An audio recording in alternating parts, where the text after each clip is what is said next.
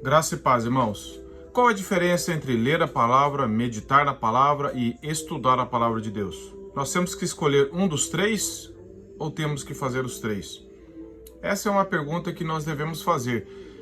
Eu já respondo de imediato que o cristão ele deve ler a palavra, meditar na palavra e estudar a palavra. Uma coisa não exclui a outra.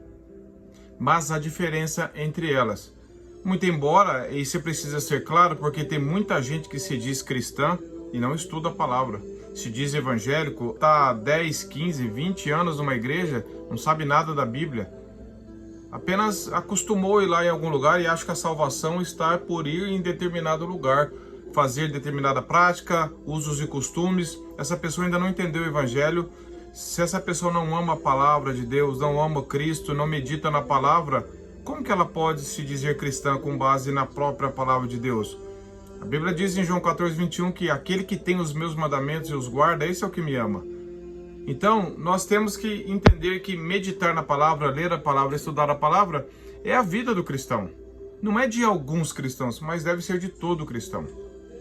Então, primeiramente, ler a palavra. Eu anotei algumas coisas aqui. É um conceito, é o primeiro contato que você tem com a palavra de Deus, é ler a palavra de Deus. Você pode ler para os seus filhos, você pode ler para você mesmo. O objetivo é conhecer o texto bíblico quando você está lendo. Você está conhecer o conteúdo da Bíblia. É uma leitura contínua devocional. Ela deve ser feita com atenção, com reverência, por ser a palavra de Deus.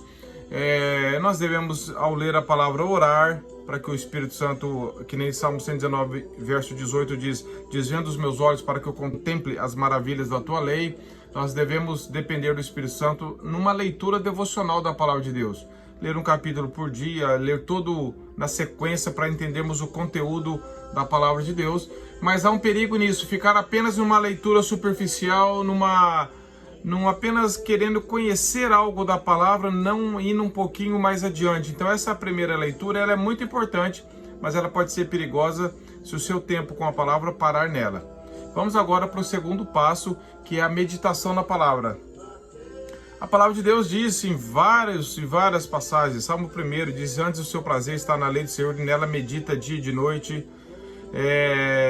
Nós vemos lá no Salmo 119, verso 97, o salmista dizendo, quanto amo a tua lei, é minha meditação todo dia.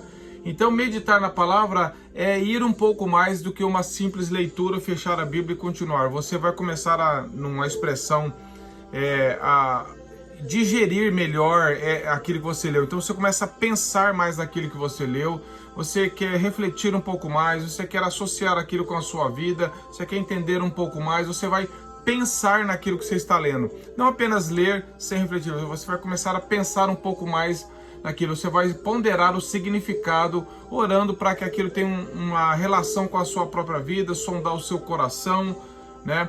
Para que ela possa moldar as suas emoções, o seu caráter mais parecido com o de Cristo.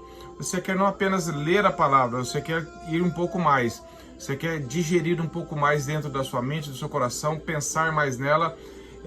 Enquanto a leitura é um pouco informativa, você vai conhecer um pouco, a meditação é um pouco mais transformadora. Ela transforma um pouco mais do que uma simples leitura, ok? E o terceiro aspecto, que é a leitura da meditação, é o estudar a palavra de Deus.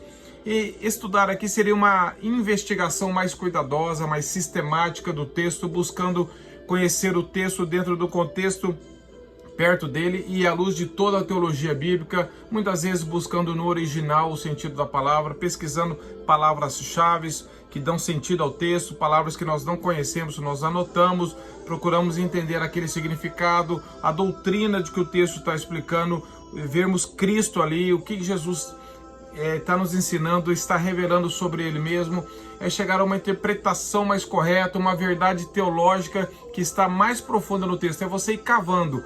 Você ler é uma raspada no texto, você meditar, você cava um pouco, estudar, você cava muito mais no texto bíblico, para que ele possa falar com você, nunca impondo no texto, mas sempre o texto impondo a verdade dele sobre nós.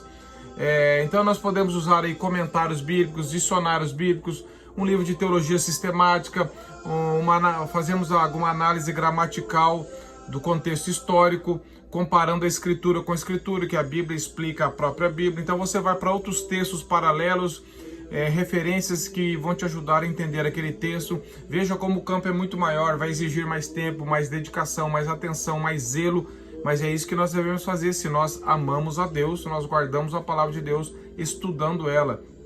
Então, nós estudamos a Bíblia à luz do solo da Escritura, à luz de que a verdade de Deus ela é infalível, ela é inerrante, ela é imutável, que a palavra de Deus é a regra da nossa fé e prática.